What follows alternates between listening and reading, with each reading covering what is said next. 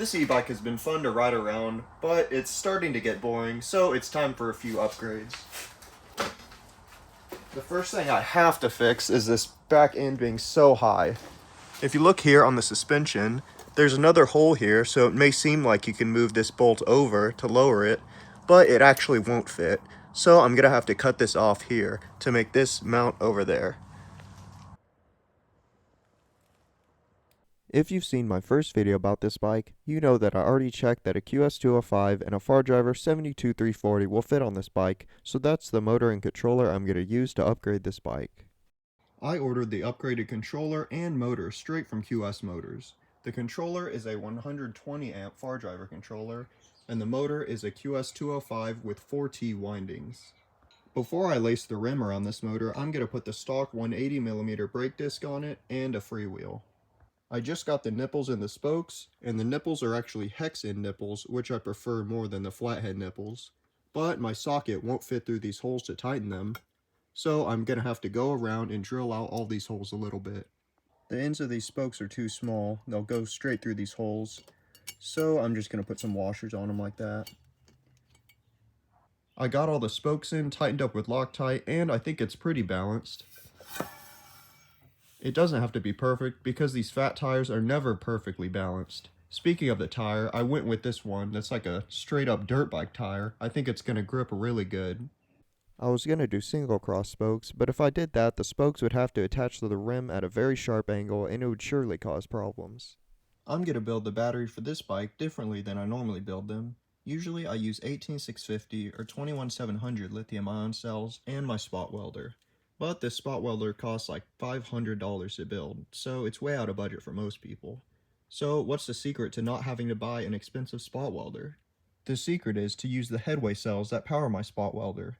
These cells can be bolted together on both ends so they don't require a spot welder to build packs out of them. They're 38-120 cells, so they're a lot bigger than the other cells I mentioned. And with that extra size comes extra discharge current and capacity.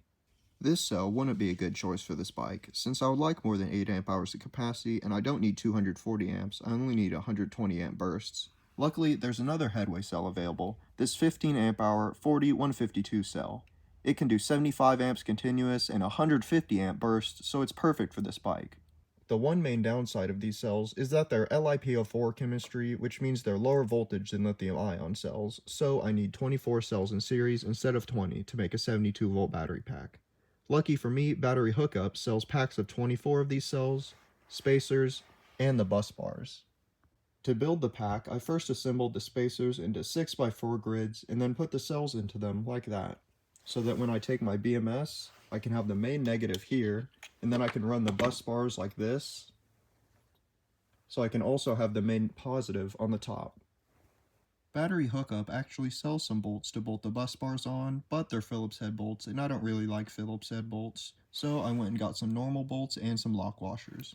I'm also going to be using Loctite because I really don't want these bolts coming out. Once I connected all the bus bars, it's time to connect the battery minus on the BMS. I could use the wires and terminal it came with, and bolt it on there, and then just tuck the wires in somehow, but I think that would look pretty sloppy. So I'm going to desolder these, take some 0.5mm copper, solder it on there, and then bend it over and connect it onto that cell. Here's how it turned out. I also added some braid on the top to connect to the top solder pads. For the balance wires, I thought I could just solder them straight onto the nickel-plated copper bus bars, but this turned out to be harder than I thought. At first, I couldn't get the solder to stick to the nickel, so I grinded off a bit of the nickel so I could solder it straight to the copper. But I still couldn't really get it. I had to whip out the 100-watt soldering iron and really heat up these little bus bars. I think this is fine because it's pretty cold out, and because I soldered them really quick, all the heat should dissipate into the cells and not really heat up the whole cell a lot, because you have all the heat here, and this part's really hot, but once it spreads out, it's not very hot. And these cells can get pretty hot, so I don't think it's going to be that big of an issue.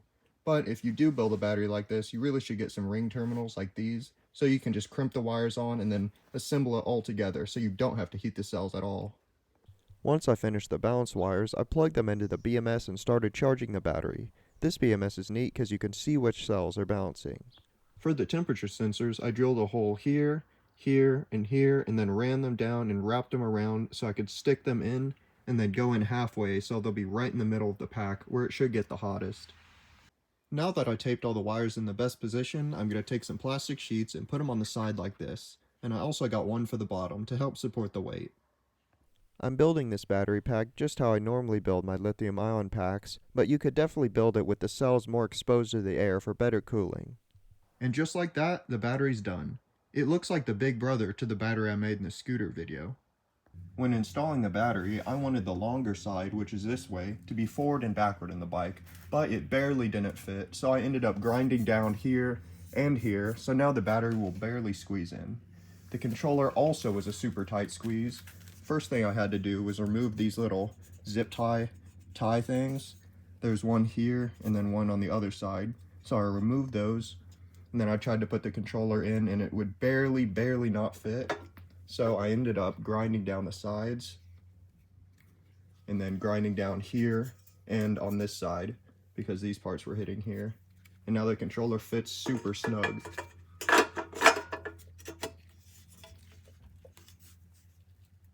For this bike, I'm going to use a Suron style twist throttle. These throttles don't come with the grip on them, and I could not get the grip on just by pushing it. So what I did is I blocked this in with my hand, and then I took my air compressor and drilled a hole in a piece of wood and did this and just blasted air and it slipped right on. After I put the grip on the throttle, I put all the other accessories on the bars. I actually installed some riser bars on this bike earlier. On the back of the headlight, it said it could only handle up to 60 volts, so I put a 12 volt converter in the back of the bike so I could power the headlight. The chain tensioner I bought for this bike didn't have enough slack, so I just put an old derailleur on the bike. As soon as I rode this bike after I upgraded it, I knew it was going to be a great bike because it feels like a finished product. The suspension handles the little bit of extra weight totally fine. And this amount of power with how heavy this frame is, it really just matches perfectly. Unlike the other fat tire bike I made, which is aluminum frame, no suspension, with the same power, that bike is just insane. I really do think this amount of power is perfect for a bike like this, because from a stop, it'll barely lift the front wheel up, it won't loop you out. But if you want a wheelie, it'll do that easy. All you gotta do is give it a little pull.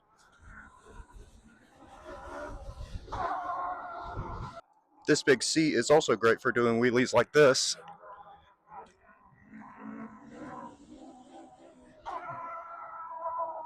And because I lowered the rear suspension, you can really take this thing off-road a lot, do some crazy stuff, and you feel totally stable. Because like I mentioned in the first video, before the back was just way too high, so if I did something like this, right when I would hit this part, it'd feel like you're going over the handlebars, but now I can purposely do it pretty hard, and I'm just totally fine. Let me see the torque, should be able to do this. Yeah, that's easy. Good old squeaky brakes. I didn't know if the top speed would be high enough with this 4T motor and these smaller diameter wheels, but these far driver controllers have so good field weakening that the top speed is still really good. Yesterday I was riding the bike around and it was working great until I tried cranking up the regen. After I did that, I could feel the motor slamming back and forth, as you can see. Those addentions on the dropouts. So I think I will need some torque arms. I'm going to try and make them go on the inside of the dropouts because I don't have much thread sticking out for the nut already.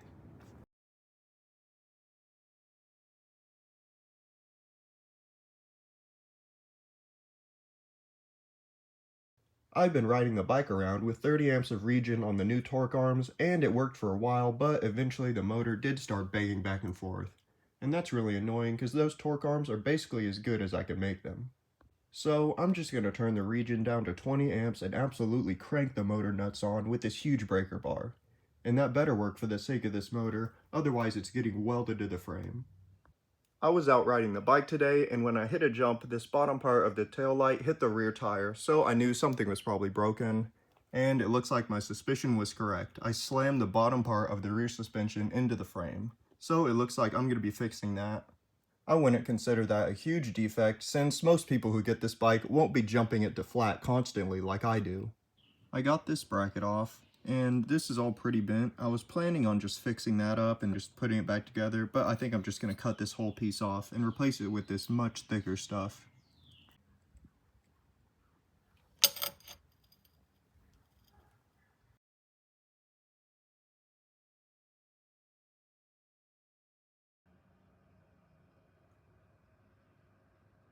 Time for the top speed run. This bike has a continuous BMS, so I can just go full throttle right off the start.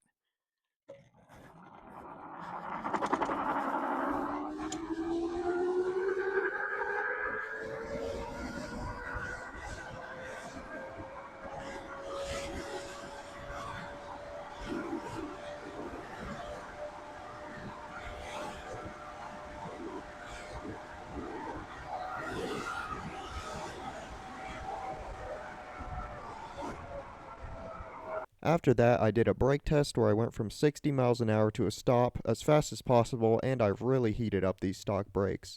I think it's time to hit the trails.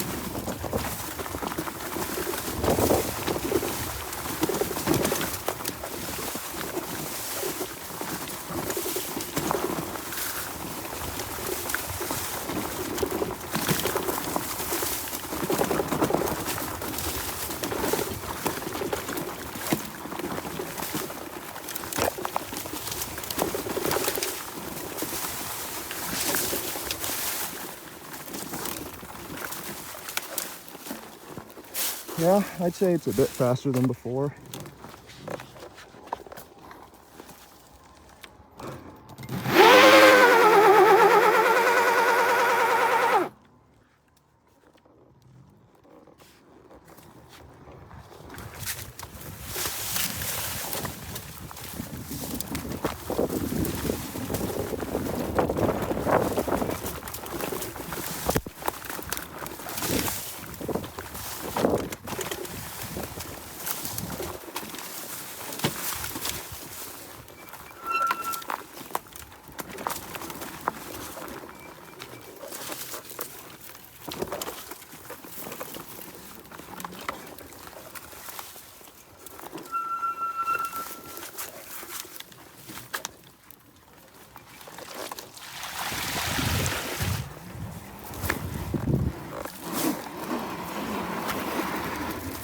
She gets a little sideways on the sand.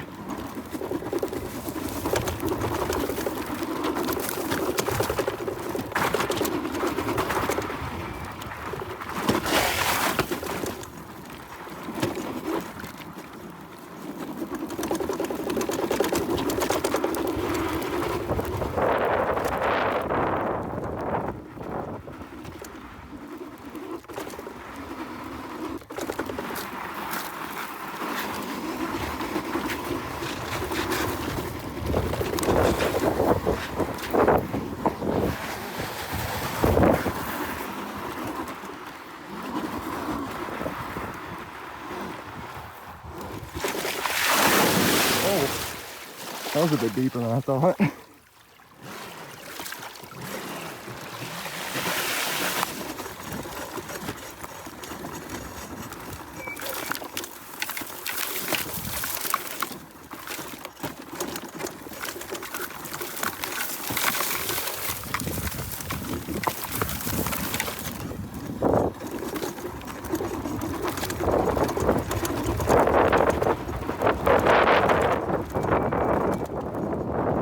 Straight into the track.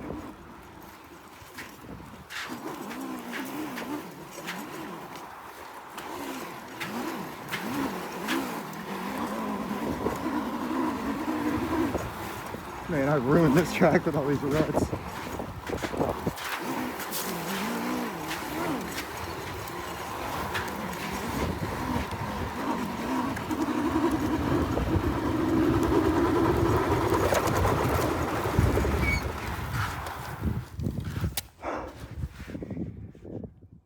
In conclusion, I think this bike is great, but this battery is definitely a weak point.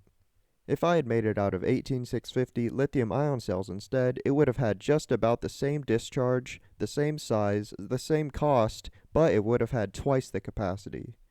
It looks like that spot welder was a good investment after all. Anyways, thanks for watching.